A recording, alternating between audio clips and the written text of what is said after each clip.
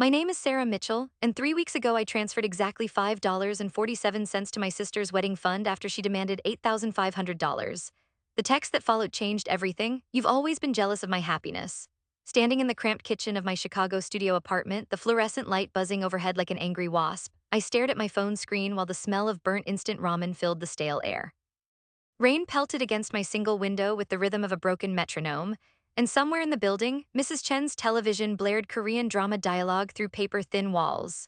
I finally understood what 15 years of financial manipulation looked like, and the metallic taste of realization coated my tongue like old pennies. But let me know where you're watching from, and drop a like if you've ever discovered your family was treating you like a personal ATM. What happened next at her rehearsal dinner 3 days later, in front of 40 guests including our grandparents and her future in-laws, would expose the truth in a way that nearly destroyed our family forever. The morning of my 35th birthday last November started with such deceptive promise.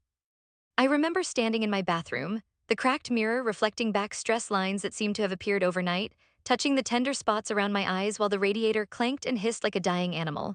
Steam from my lukewarm shower fogged the small space, carrying the scent of cheap dollar store soap that left my skin feeling tight and dry. At 35, I was a night shift nurse at Chicago General, my scrubs permanently stained with coffee and antiseptic, living paycheck to paycheck in a 400 square foot studio apartment in Lincoln Park, where the rent consumed half my income. The walls were so thin I could hear my upstairs neighbor's alarm clock every morning at 6 a.m., the sound drilling through my skull just as I was finally falling asleep after my 12-hour shifts. My younger sister Emma, meanwhile, lived in luxury. Her two-bedroom apartment in River North cost $4,200 per month, more than I made in 6 weeks of night shifts. When I'd visited once, the marble countertops gleamed under designer pendant lighting, and the floor-to-ceiling windows offered views of the Chicago River that probably added $800 to her monthly rent. The scent of expensive candles, something floral and complex that I later learned cost $65 each, masked any cooking odors, though Emma rarely cooked, preferring to order from restaurants where appetizers cost more than my weekly grocery budget. Growing up in our middle-class colonial in Naperville, the family dynamic had been established early and never questioned.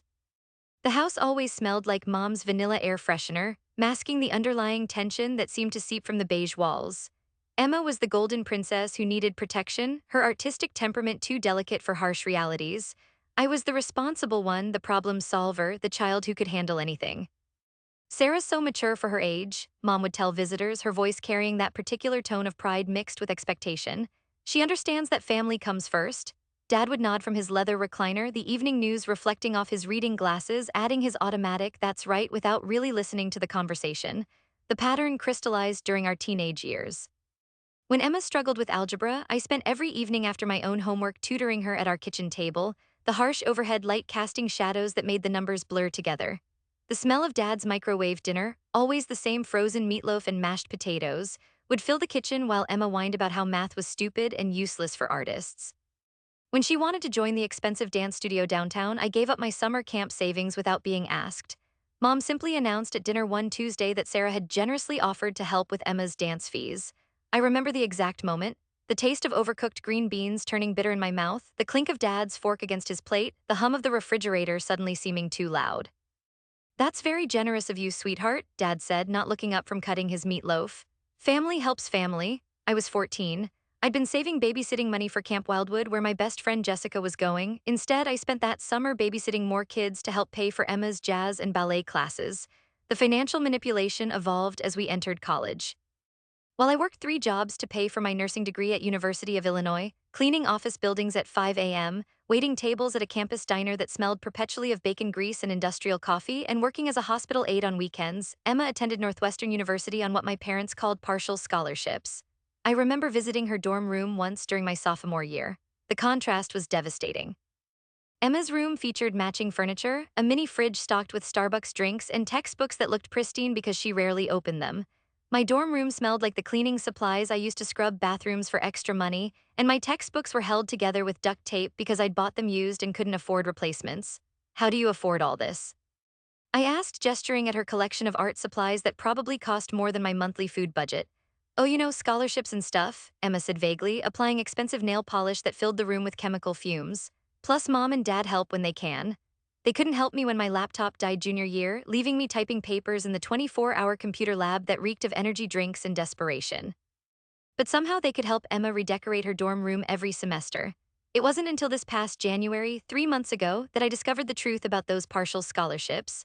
The revelation came during my weekly phone call with Grandma Rose, her voice crackling through my ancient cell phone while I sat in my car during a break between nursing shifts.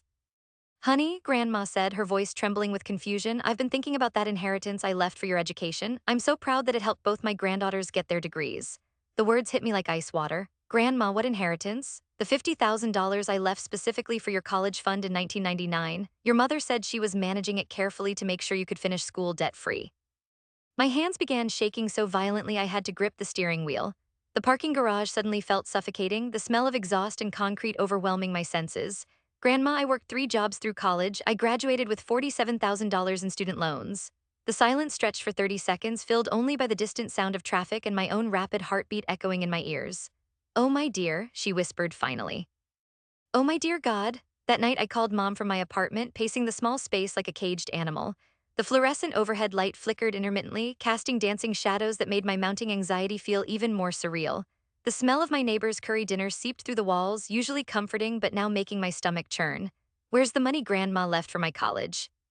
I asked without preamble, my voice sounding foreign to my own ears. Mom's pause was telling. Oh, sweetheart, we had to use some of it for Emma's school. You were always so capable, we knew you'd find a way, and look how well you turned out. You're so independent and strong. Some of it, the phrase echoed in my head while the taste of bile rose in my throat. How much is some, Mom?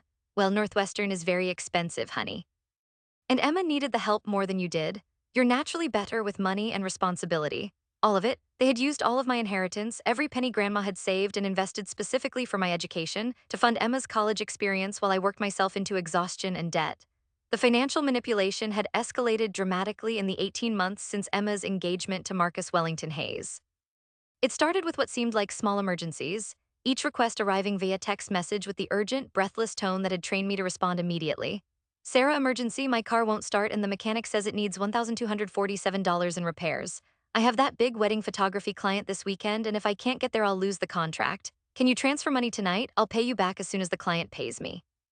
I remember sitting in the hospital break room when that text arrived, the fluorescent lights buzzing overhead while the perpetual smell of reheated pizza and disinfectant filled the air. Around me, other nurses chatted about weekend plans and vacation destinations that seemed as foreign to me as space travel.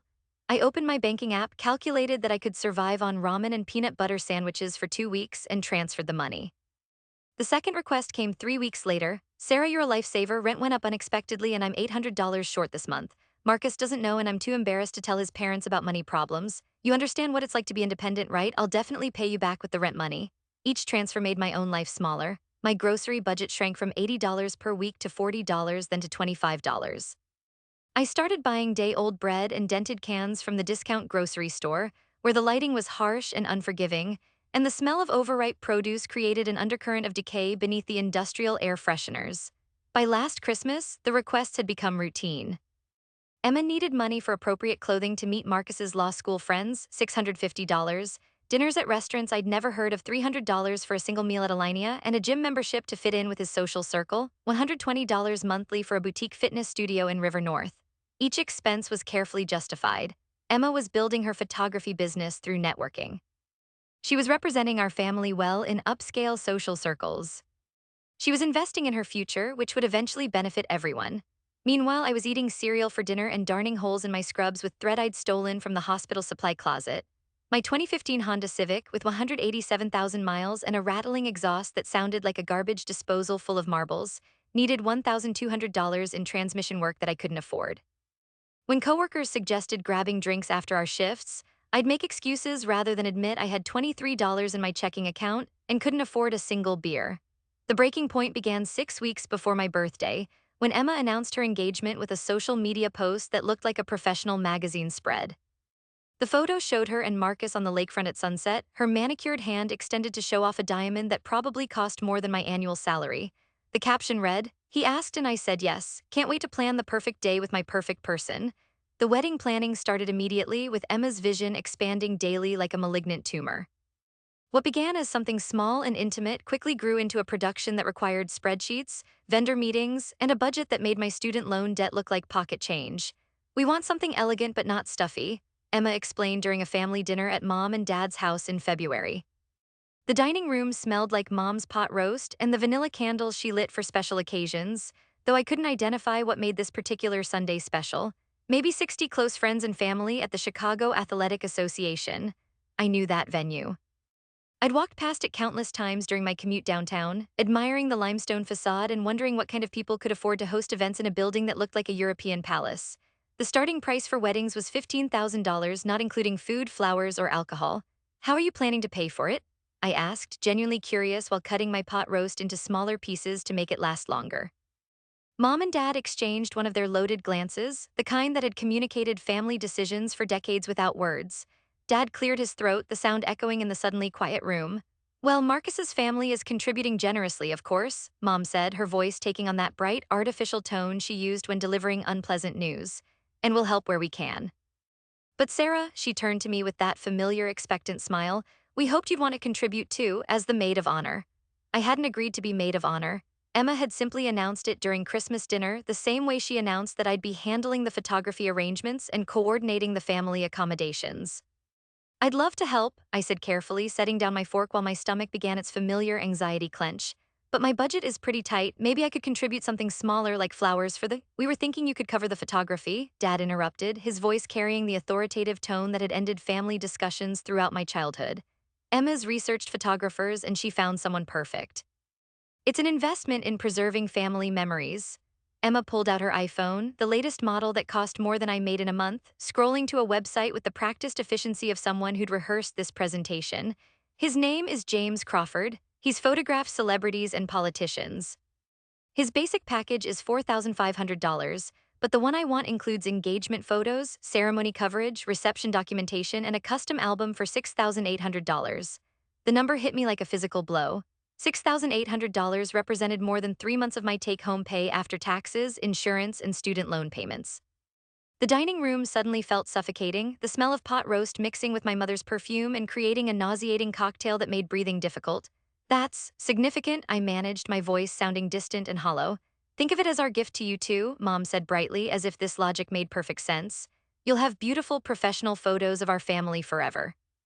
And really, when you think about it per hour, photography is quite reasonable. James will be with us for 12 hours, so that's less than $600 per hour. Less than $600 per hour? I made $28 per hour as a nurse before taxes. The photographer would earn more in 12 hours than I made in 3 weeks of night shifts.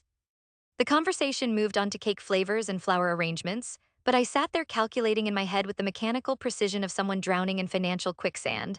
My rent was $1,400. Student loans took $340. Car payment was $189. Insurance, phone, and basic utilities consumed another $245. That left me with approximately $200 per month for food, clothing, transportation, and any other expenses that arose.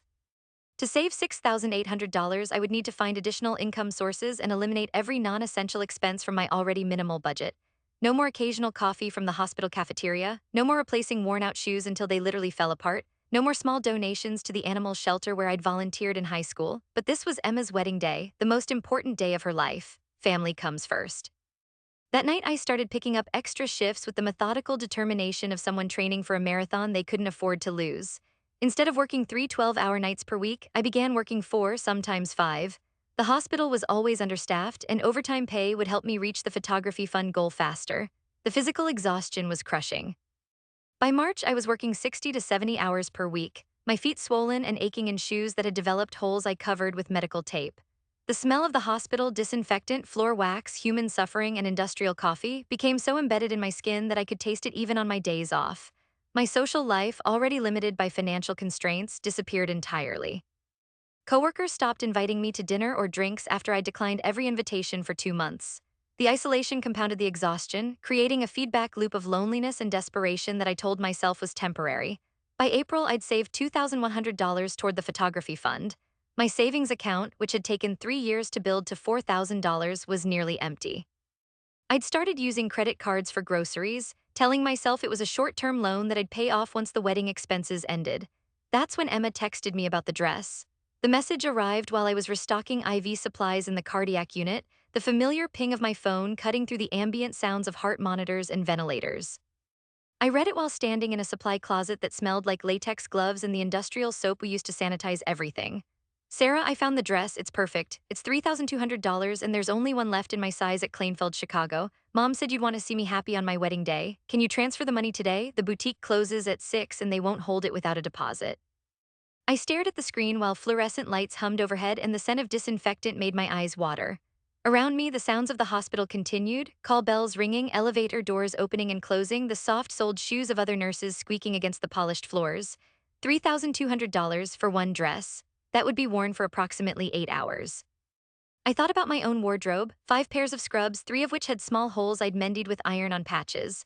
2 pairs of jeans, both purchased at least 4 years ago, one black dress that I'd worn to job interviews, funerals, and any occasion requiring something more formal than scrubs. But this was Emma's wedding dress. The dress she'd wear walking down the aisle, the dress that would be in photos for the rest of her life. The dress that would make her feel beautiful and confident on the most important day of her life. I opened my banking app and transferred the money, watching my checking account balance drop to $247. That meant ramen noodles and peanut butter sandwiches for the next 2 weeks and hoping my car didn't break down before my next paycheck. 3 weeks later, Emma texted about shoes. Found the perfect shoes to go with the dress. They're Jimmy Choo's and they're $450, but they're exactly the right height and color. The wedding planner says shoes are super important because they affect how you walk down the aisle. Can you help? Then came the veil, $780, described as family heirloom quality and exactly what grandma would have wanted. The undergarments for the dress, $340 for a special corset and bustier that would create the perfect silhouette. A second dress for the reception, $1,890 because you can't dance in a full ball gown. Each purchase was urgent, each was the last thing she'd need, each was essential for the perfect wedding day that she deserved after finding her soulmate. By June, I'd contributed over $11,000 to Emma's wedding preparations. My savings account was empty and I'd accumulated $4,200 in credit card debt. When my car started making a grinding noise that sounded like metal being eaten by other metal, I couldn't afford to have it diagnosed, let alone repaired. I started taking the bus to work, adding 90 minutes to my daily commute and $40 per week to my transportation costs. The bus stops weren't heated, so I waited in Chicago's brutal winter weather wearing scrubs under a coat that had seen better decades, breathing exhaust fumes and listening to traffic while checking my phone for Emma's next financial emergency. The investigation phase began with an accident that changed everything. During Emma's engagement party in July, I found myself trapped in conversation with Marcus's mother, Patricia Wellington Hayes, while navigating the marble-floored foyer of the Union League Club.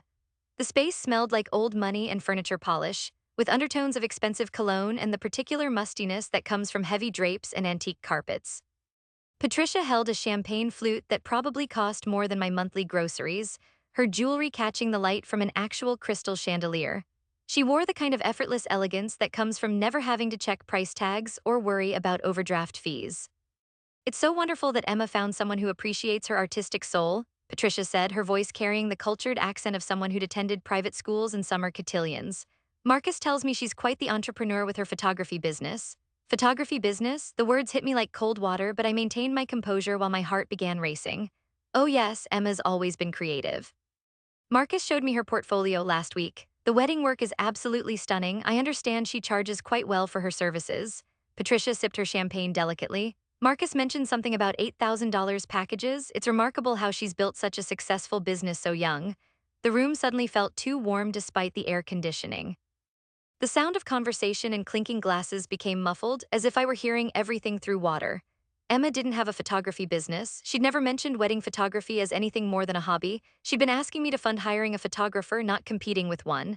She's very talented, I managed, my voice sounding normal despite the chaos in my head. That night alone in my studio apartment, I did something I'd never done before. I Googled my sister's name plus photography while sitting on my futon with my laptop balanced on my knees. The smell of my neighbor's dinner, something involving garlic and onions, seeped through the thin walls as I waited for the search results to load. The first result made my hands start shaking. Emma Mitchell Photography Luxury Wedding Specialist featured a professional website with a sleek black and white design that screamed expensive taste. The homepage showed stunning wedding photos, each one tagged with locations I recognized as Chicago's most exclusive venues: the Art Institute, the Rookery, the Palmer House. I scrolled through the portfolio with growing disbelief. These weren't casual photos or amateur attempts at wedding photography. These were professional, magazine-quality images that had clearly been taken by someone with serious equipment and extensive experience. The services page listed photography packages ranging from $3,500 for essential coverage to $12,000 for premium experience with second shooter and engagement session. The contact information listed Emma's River North address and a phone number I recognized. In the About section, Emma's professional bio described her as a full-time photographer specializing in high-end weddings and engagements for Chicago's most discerning couples. The photo showed her holding professional camera equipment that probably cost more than my car. Full-time photographer. While I'd been working extra shifts to fund her photography needs, she'd been working as a photographer herself, charging thousands of dollars per wedding. My phone rang, the sound cutting through my shock like a fire alarm. Emma's name appeared on the screen. Sarah, I have amazing news about the flowers. Marcus and I found this incredible florist who specializes in garden roses and peonies. It's going to be $4,200 more than we originally planned, but the arrangements will be absolutely breathtaking. Can you, Emma? I interrupted, my voice sounding strange and hollow in my small apartment. I need to ask you something. Sure, but can we talk fast? I'm meeting clients in 20 minutes for a consultation. Clients for a consultation while asking me for money? What kind of clients? Oh, wedding stuff. Planning meetings with vendors. Why? I took a screenshot of her website and texted it to her while she was still on the phone. The silence that followed lasted 15 seconds, filled only by the distant sound of traffic and my own rapid heartbeat. Emma, is this you? The pause stretched longer. Sarah, I can explain. I hung up and immediately called back, but the call went straight to voicemail. Her cheerful recorded voice said, "Hi, you've reached Emma Mitchell Photography. I'm probably out creating beautiful memories for amazing couples. Leave a message and I'll get back to you." Emma Mitchell Photography. Not Emma Mitchell, sister who needed financial help. Emma Mitchell, business owner charging premium prices for luxury wedding photography. That night, I called in sick to work for the first time in 3 years and began what I can only describe as the most thorough investigation of my life. I sat on my futon with my laptop, a legal pad, and a growing sense of betrayal that felt like acid in my stomach. Emma's Instagram account, which I rarely checked because social media felt like torture when I couldn't afford the lifestyle everyone else seemed to live, told a completely different story than the one she'd been feeding our family. The photos from the past 18 months painted a picture of luxury that was incompatible with someone experiencing financial struggles. Expensive restaurants with Marcus, tagged with locations like Alinea, $295 per person, and Girl and the Goat, where appetizers started at $18. Shopping trips to Nordstrom and Saks Fifth Avenue with bags and new outfits in every photo. Weekend trips to Michigan's wine country, staying at resorts like the Grand Hotel on Mackinac Island that charged $400 per night during peak season. A spa weekend in Wisconsin at a place called Destination Kohler, where treatments started at $200 and rooms cost $600 per night. But the most damning evidence was in the timestamps. Every expensive purchase Emma had made correlated with money I'd transferred to her. The weekend trip to Michigan happened 3 days after I'd sent $1,800 for urgent rent assistance. The shopping spree at Nordstrom occurred the same week I'd transferred $1,200 for car repairs. I opened a spreadsheet and began calculating with the methodical precision of someone building a legal case. Over the past 18 months, I had transferred $23,847 to Emma for various emergencies and wedding expenses. During that same period, her social media showed a lifestyle that suggested an income level at least 5 times higher than mine. But Emma's photography business discovery was just the beginning. The second phase of my investigation involved reaching out to family members and friends with carefully casual questions designed to uncover the scope of her deception. My cousin Jessica, Emma's childhood best friend who now lived in Seattle, provided the first major revelation during what I thought would be a routine catch-up call. I was walking home from the bus stop after a particularly brutal 12-hour shift, the November air so cold it made my lungs burn, when I decided to call her. "It's so funny that Emma's marrying into money now," Jessica laughed, her voice crackling through my ancient phone. "Remember how she used to complain about your family always asking you for money instead of helping her? She said it was because your parents knew you were more responsible with finances." I stopped walking, standing on the sidewalk while other pedestrians moved around me like water around a stone. The smell of exhaust from evening traffic mixed with the scent of someone's wood-burning fireplace, creating an oddly comforting atmosphere that contrasted sharply with the shock of Jessica's words. "Wait, what do you mean asking me for money?" "Oh, all those times your parents needed help with Emma's expenses and came to you instead of figuring it out themselves." Emma said it frustrated her because she felt guilty about it, but she also understood that you were the financially stable one. Felt guilty. While I'd been working myself into exhaustion, Emma had been portraying herself as the victim of my family's financial requests that were actually going directly to fund her lifestyle. "Jessica, can I ask you something confidential?" "Of course." "Has Emma ever mentioned having money problems recently, like in the past 2 years?"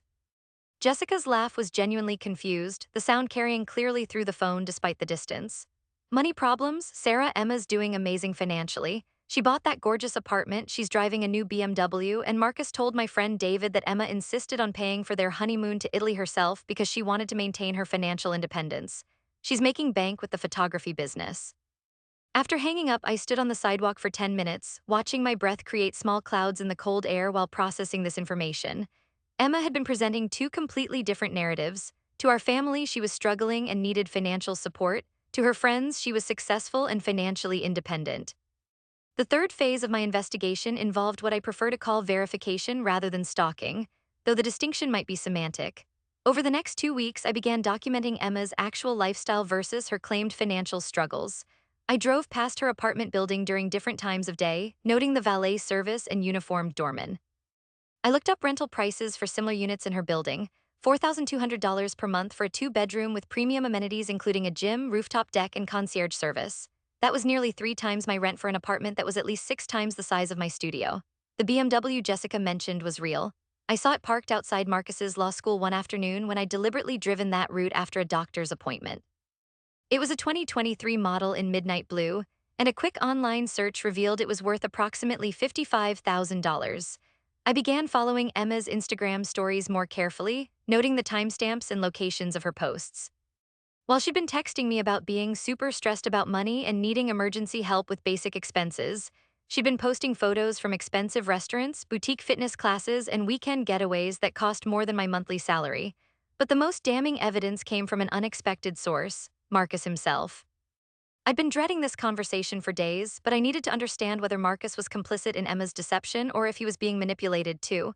I called him on a Wednesday evening, my hands shaking as I dialed his number. Sarah? Marcus sounded genuinely happy to hear from me, his voice warm and enthusiastic in a way that immediately made me feel guilty about my investigation.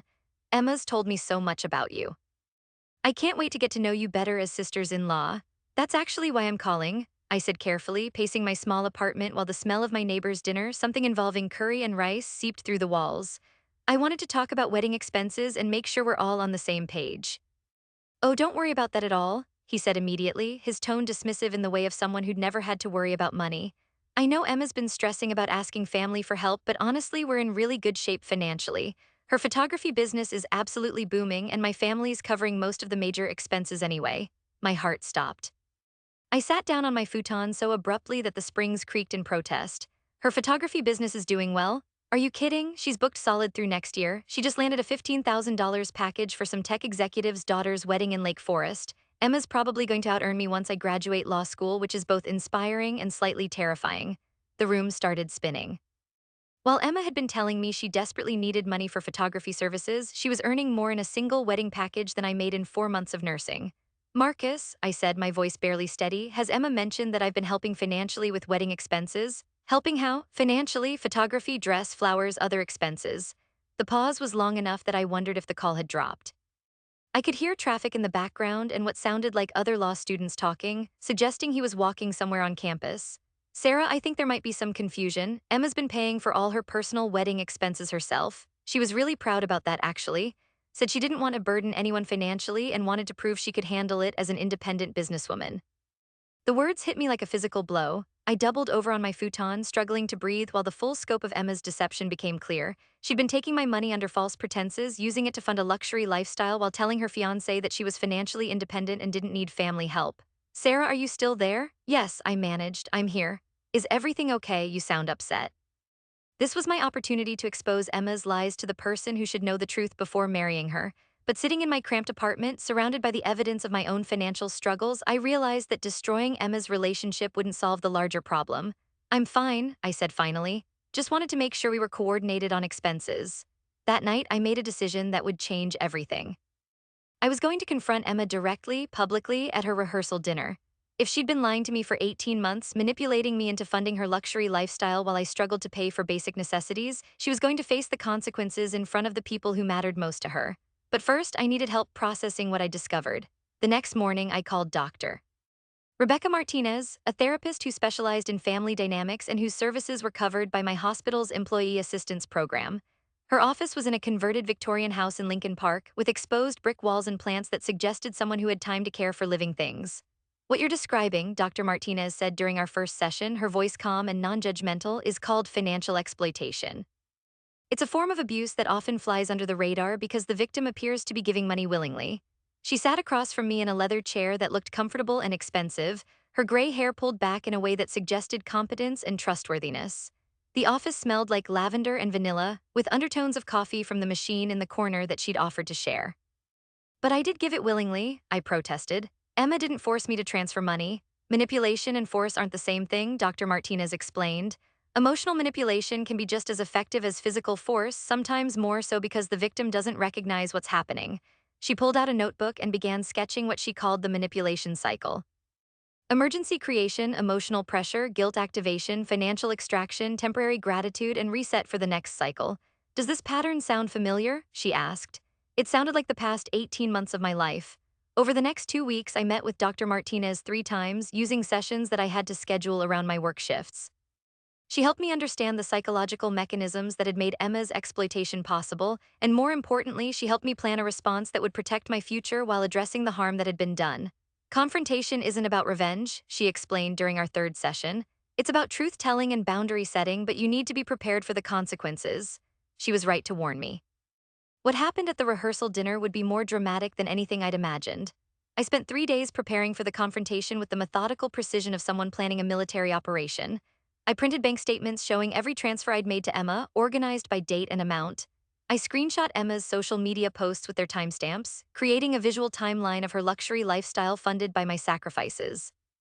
I compiled documentation of her photography business, including her website, pricing structure, and client testimonials that proved she was earning substantial income while claiming financial hardship to me.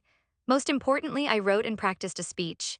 3 pages of calm, factual presentation that laid out the truth without accusation or emotional manipulation. I rehearsed it in my bathroom mirror until I could deliver it without my voice shaking, timing it to last exactly 5 minutes. The rehearsal dinner was held at Gibson's Bar and Steakhouse, a legendary Chicago restaurant where the cheapest entree cost $42 and the wine list included bottles worth more than my monthly rent. I arrived wearing my only dress-up outfit, a navy blue sheath dress I'd bought for job interviews 3 years earlier, paired with black pumps that were comfortable enough for 12-hour hospital shifts but looked reasonably professional for special occasions. The private dining room sparkled with golden lighting from crystal chandeliers that cast warm shadows across white tablecloths and elaborate floral centerpieces. The arrangements included peonies, garden roses, and eucalyptus in tall glass vases that probably cost $300 each, more than I typically spend on groceries in a month. About 40 people mingled with cocktails, their conversations a sophisticated mix of wedding excitement, business networking, and the kind of casual mentions of expensive purchases that characterized people who'd never had to choose between paying rent and buying food. The air smelled like expensive perfume, fresh flowers, and the particular aroma of high-end restaurants. A mixture of seared meat, butter, and the subtle scent of money that comes from knowing every ingredient has been sourced from the best possible supplier. Emma looked radiant in a cream-colored cocktail dress that I recognized from her Instagram posts, a $450 piece from Anthropology that she'd bought the same week I'd transferred money for emergency groceries. Her hair had been professionally styled in loose waves that caught the light, and her makeup looked like the work of someone who charged $200 for special occasion services. She hugged me when I arrived, her perfume Chanel No. 5, which I knew cost $150 per bottle, enveloping me in a cloud of guilt and anticipation. Sarah, you look so nice, I'm so glad you could make it tonight. Could make it? As if attending my only sister's rehearsal dinner was optional rather than mandatory family participation. Marcus approached with his parents, Patricia and Charles Wellington Hayes, along with his sister Caroline and her husband David. They were exactly what I'd expected from Emma's descriptions, well-dressed, confident people who belonged in places like this without questioning whether they could afford to be there. You must be Sarah, Patricia said warmly, extending a manicured hand that bore a wedding ring with diamonds that caught the light. We've heard such wonderful things about you. Emma tells us you're a nurse at Chicago General. Night shift in the cardiac unit, I confirmed, accepting her handshake and noting the softness of someone who'd never had to scrub floors or clean up bodily fluids for a living. How admirable, Charles added, his voice carrying the cultured tone of someone educated at private schools. Healthcare workers are truly the backbone of our society. We have such respect for people in service professions.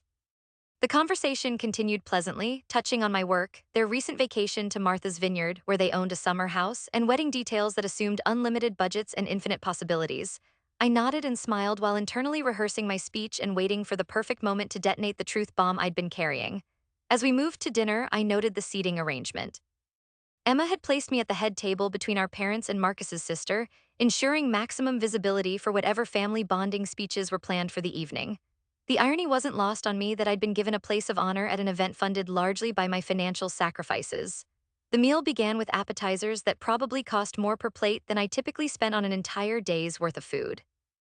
Oysters on the half shell, truffle flatbread, and tuna tartare that looked like edible art.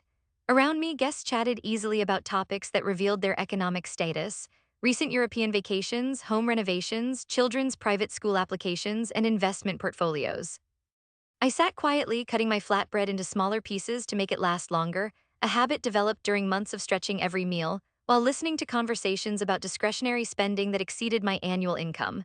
The perfect moment came during the main course, after the salads but before dessert, when Emma stood up with a champagne flute to make the toast everyone had been expecting. "I just want to thank everyone for being here tonight," she began, her voice carrying clearly through the room with the confidence of someone accustomed to being the center of attention. "Marcus and I are so grateful for all the love and support we've received during this engagement."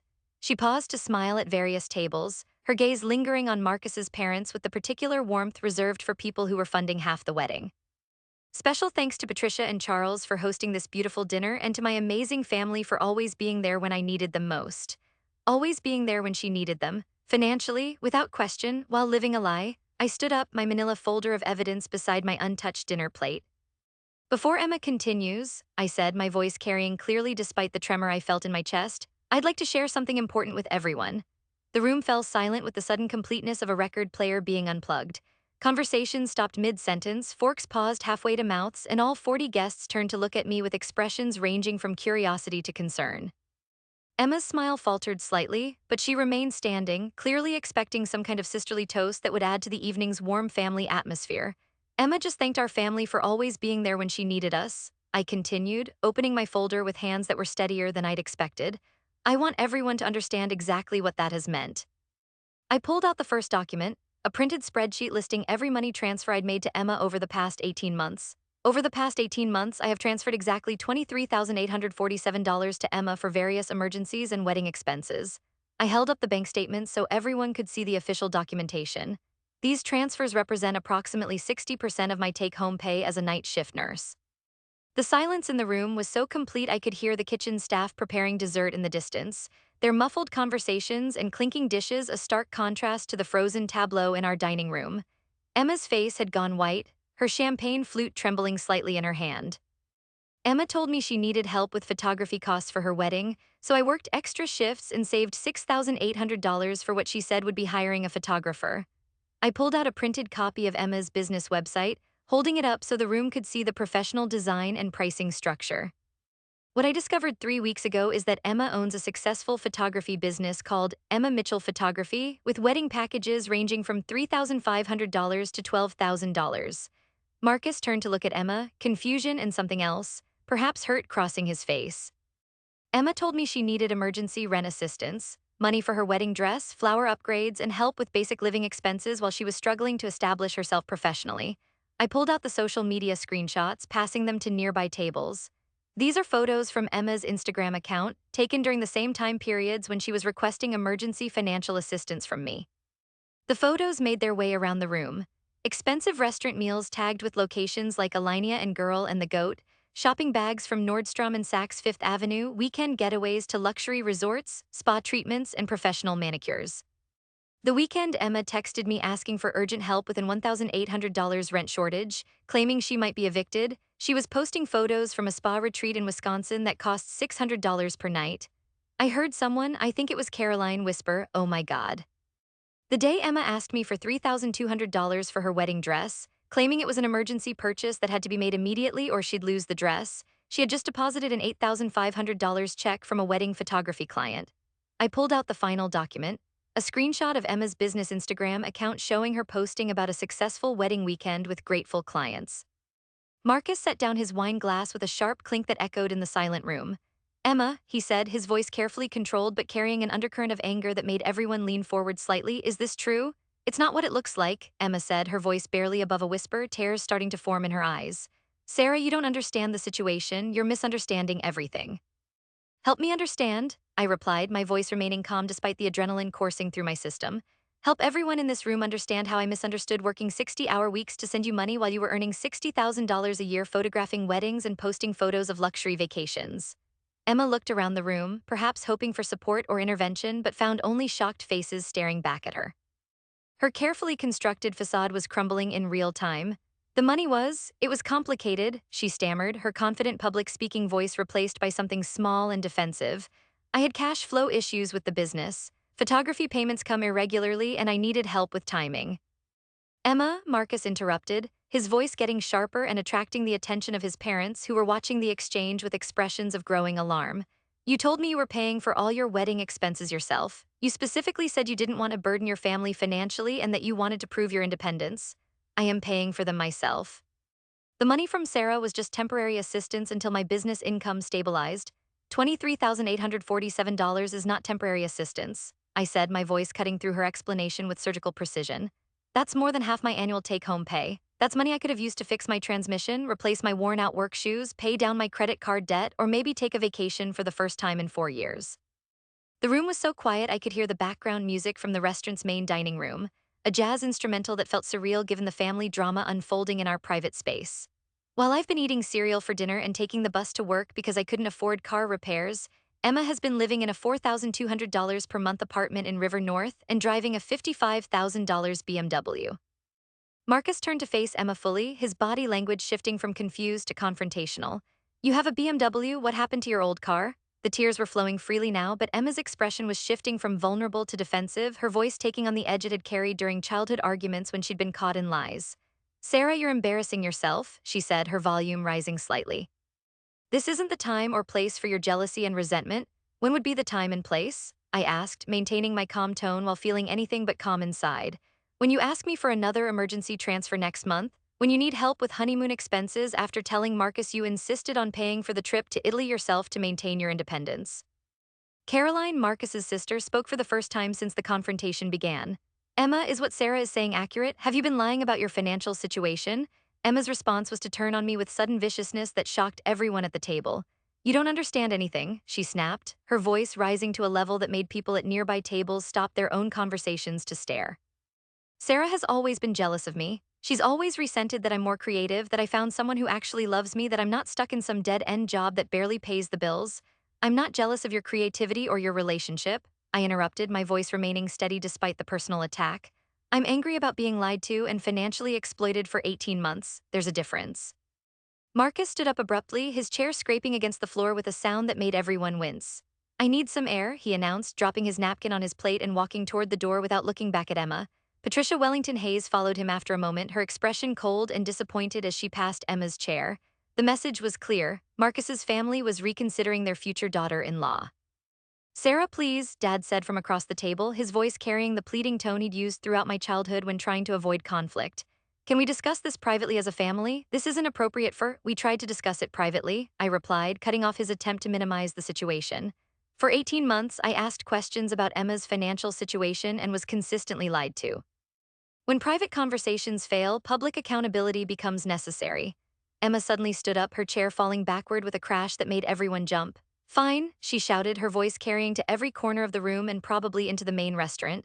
You want the truth? I took your money because you were stupid enough to give it to me. The silence that followed was deafening. Even the background music seemed to stop. You've always been so desperate to feel needed, so pathetic in your eagerness to prove you're the responsible one, the good daughter who sacrifices everything for family. Her voice was getting louder and more vicious with each word. I gave you a purpose, Sarah. I gave you a reason to feel important. I felt like I'd been slapped, but I managed to keep my voice level. You gave me a purpose, I repeated slowly, by lying to me and stealing my money. It wasn't stealing, you gave it willingly because you're desperate for approval, under false pretenses, based on lies about emergencies and financial struggles that didn't exist. Mom finally spoke, her voice shaking with what might have been horror or embarrassment. Emma, honey, this isn't how we raised you to treat family. Don't lecture me about family, Emma screamed, turning her fury on our mother. You've been enabling Sarah's martyr complex for years. She loves being the victim who sacrifices everything for everyone else. It makes her feel superior. The personal attacks were getting worse, but they were also revealing Emma's true character to everyone in the room. I looked around at the faces staring back at me. Some showed shock, others embarrassment, and more than a few showed what looked like recognition and support. Charles Wellington Hayes had returned without Marcus, and his expression suggested he was witnessing behavior that was incompatible with his family's values and social status. You're right about one thing, I said finally, gathering my documents and putting them back in my folder. I did love being needed. I did love feeling like the responsible one who could solve everyone's problems, but that doesn't make your manipulation and theft acceptable. I stood up, my legs steadier than I'd expected them to be. I won't be contributing any more money to this wedding or any future family emergencies. I also won't be participating in family events until Emma acknowledges what she's done and makes concrete plans to repay what she owes me. Emma's response was to throw her champagne flute at the wall behind me.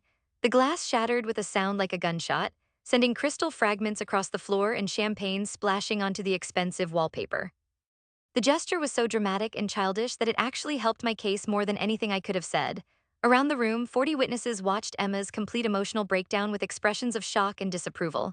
Congratulations on your engagement, Marcus, I said, looking toward the door where he had disappeared.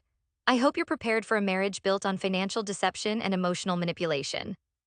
I walked out of Gibson's bar and steakhouse into the cool October night, leaving behind 40 guests, shattered crystal, and a family dynamic that would never recover. The immediate aftermath was even more brutal than I'd anticipated. By the time I reached my apartment, I had 17 missed calls and 43 text messages. Emma had called 12 times, her voicemails evolving from tearful apologies to angry accusations to desperate threats.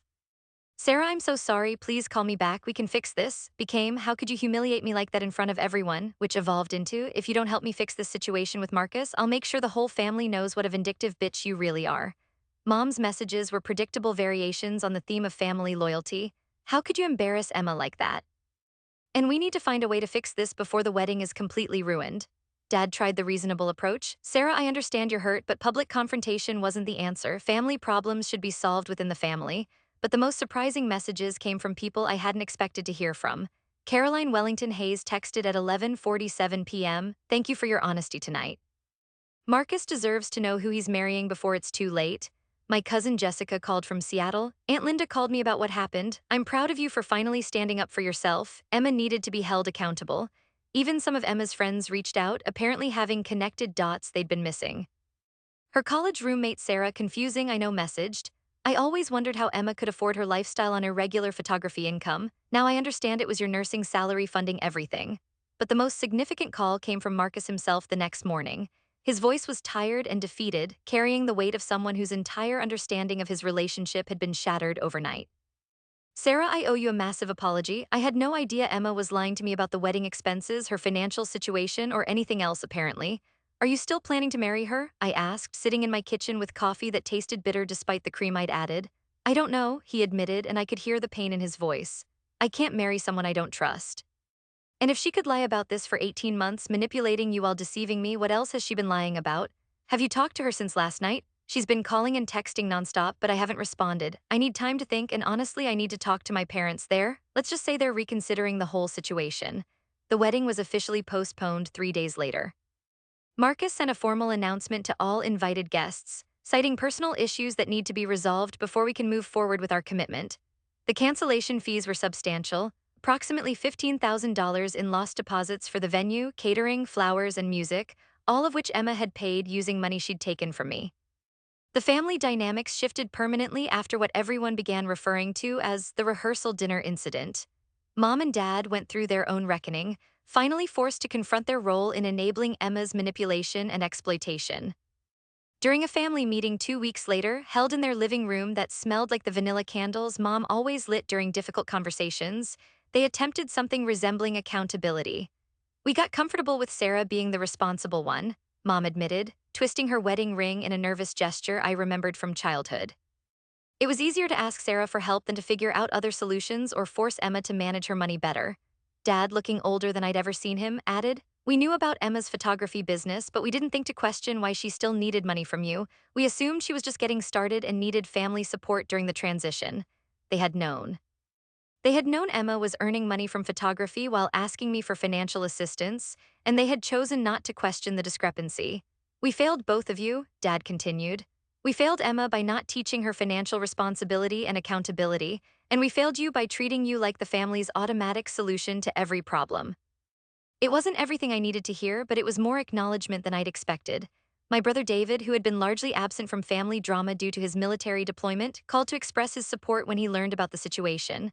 I always wondered how Emma could afford her lifestyle, he said. Now I know it was subsidized by your nursing income. That's completely fucked up, Sarah. The extended family divided into predictable camps. Some relatives thought I'd handled the situation poorly, that family business should remain private regardless of the circumstances. Others supported my decision to expose the truth publicly, especially after hearing additional details about the scope of Emma's deception. Grandma Rose was furious when she learned the full extent of how her inheritance had been misused. That money was specifically for your education, Sarah. I'm changing my will to ensure future family inheritances are managed by independent trustees rather than family members who might have conflicts of interest. The most unexpected support came from Dr. Martinez, who helped me understand that my response, while dramatic, had been psychologically necessary.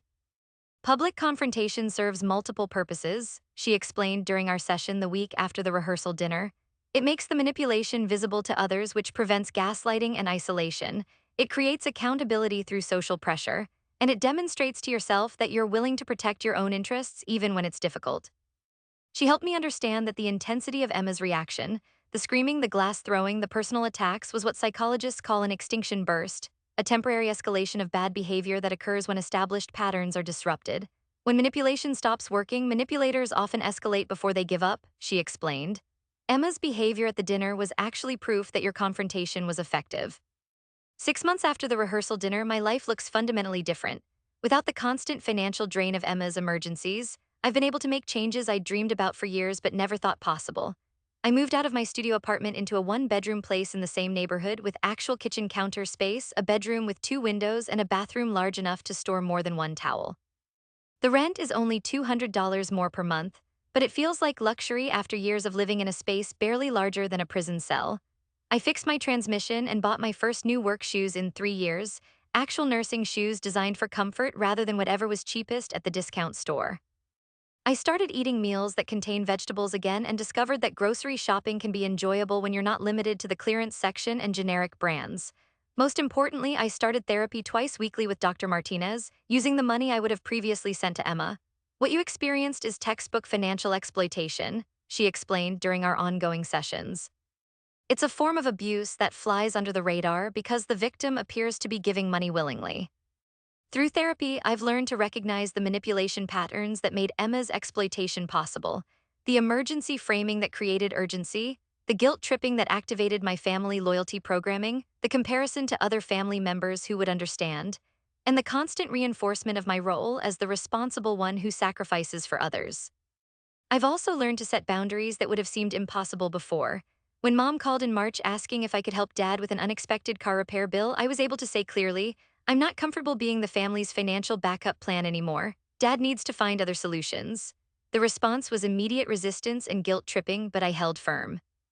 Dad ended up borrowing money from his credit union at a reasonable interest rate rather than relying on me to solve his problem for free. Emma has made 7 payments of $1,000 each toward the $23,847 she owes me, though 2 were late and required follow-up calls that revealed her continued resentment about being held accountable. She's still with Marcus, who decided to give their relationship another chance after Emma agreed to complete financial counseling and couples therapy. They're planning a much smaller wedding for next fall, with a budget that reflects their actual combined income rather than Marcus's family's wealth or my unwilling subsidies. The guest list has been reduced from 200 to 50, the venue changed from the Chicago Athletic Association to a suburban country club, and the photography budget set at $2,000 rather than the $8,500 Emma had originally demanded from me. Our relationship remains strained but functional. Emma sends payment confirmations via text message along with brief updates about her life, but we haven't had a real conversation since the rehearsal dinner. She's acknowledged that her behavior was unfair and caused problems, though she's never used words like lying, manipulation, or theft. The photography business is apparently doing well, though Emma no longer posts about luxury purchases or expensive trips on social media. Whether that's because she's being more financially responsible or just more private about her spending, I don't know and frankly don't care. What I do know is that I'm no longer funding her lifestyle, and that freedom has allowed me to invest in my own future for the first time in years. I'm taking prerequisite courses to apply for nurse practitioner programs, something I'd always wanted to do but couldn't afford while supporting Emma's fictional emergencies. I've also started dating James, a respiratory therapist at my hospital who knew me during my financial struggles but never asked probing questions about why I always declined social invitations. Our relationship is built on honesty about our financial situations, shared values about money management, and mutual respect for each other's independence. You seem different lately, he told me during our third date at a restaurant I could actually afford. More confident, more at peace with yourself. I am different. I'm no longer carrying the weight of another person's financial irresponsibility while neglecting my own needs and dreams. I'm no longer accepting guilt and manipulation as expressions of family love. The hardest lesson has been accepting that Emma may never fully acknowledge the scope of her behavior or take complete responsibility for its impact on my life. She'll likely always frame the situation as a misunderstanding rather than deliberate exploitation, and she'll probably always believe that my financial support was something she deserved rather than something she stole. But my healing doesn't depend on her acknowledgement. It depends on my own recognition of what happened and my commitment to never accepting financial manipulation again, regardless of who's asking or what reasons they provide. Dr. Martinez helped me understand that families often have unspoken roles that become entrenched over decades, passed down through generations like genetic traits. I was the responsible one, the reliable one, the one who sacrificed for others without question. Emma was the creative one, the sensitive one, the one who needed protection and support regardless of her actual capabilities. These roles served the family system's need for stability and predictability, but they didn't serve the individuals within it. Breaking out of established patterns requires disrupting the entire system, which is why my confrontation at the rehearsal dinner was so explosive and why the resistance was so intense. You didn't just challenge Emma's behavior, Dr. Martinez explained. You challenged your family's entire operating system, their fundamental assumptions about how relationships work and who owes what to whom. That's why everyone reacted so strongly. Understanding the systemic nature of family dysfunction has helped me navigate the ongoing relationships more successfully. I can love my parents while maintaining boundaries about financial requests. I can support Emma's genuine struggles while refusing to enable her poor choices. I can participate in family events while protecting my own emotional and financial well-being. Most importantly, I've learned that family loyalty doesn't require financial sacrifice, and that real love doesn't come with billing statements attached. Have you ever discovered that someone close to you is taking advantage of your generosity while living a lie? How did you find the courage to confront financial manipulation when it was disguised as family need and emotional emergency? What boundaries have you had to establish to protect your own financial and emotional well-being from people who claim to love you? Share your experiences in the comments below.